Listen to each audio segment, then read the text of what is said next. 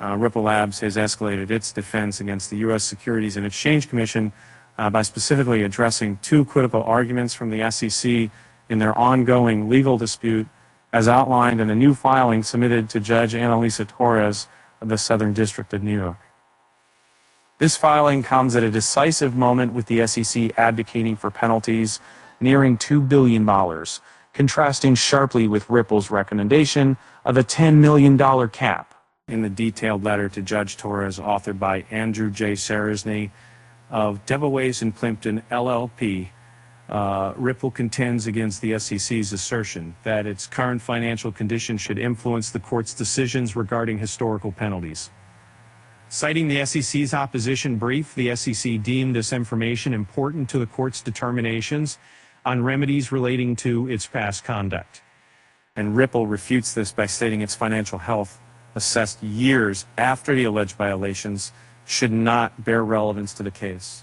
The defense argues Ripple is not arguing that what it may be unable to pay any measured penalty, and there is otherwise no reason to believe that Ripple's current financial statements from years after the challenged conduct are relevant to the court's analysis. The fintech company also points out the lack of necessity in disclosing its sensitive financial information, which could be dismissed by the court without considering such details. This perspective is fortified by legal precedents cited by the company, such as in Tropical Sales Corp. v. Yext Inc., which recognizes a legitimate privacy interest in the financial documents of privately held company.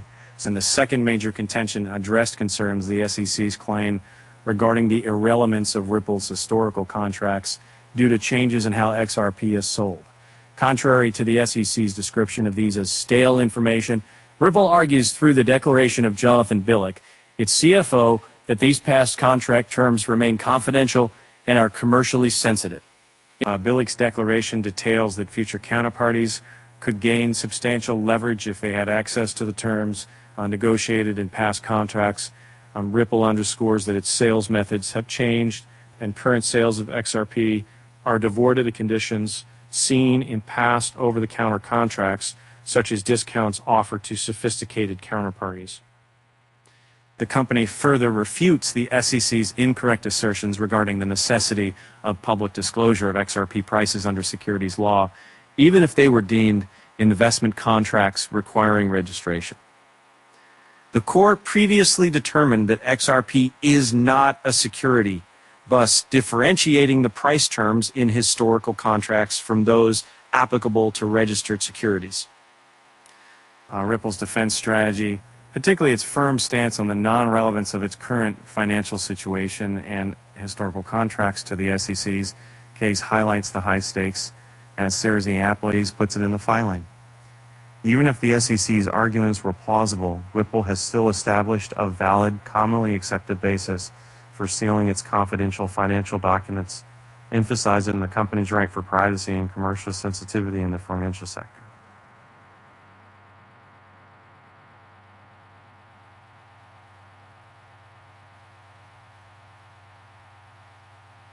As reported, the legal proceedings are drawing to a close. The decision on whether Andrea Fox serves as a summary or expert witness, as determined by Magistrate Judge Sarah Netburn, remains the final step before Judge Torres can issue her ruling on the remedies phase of the case.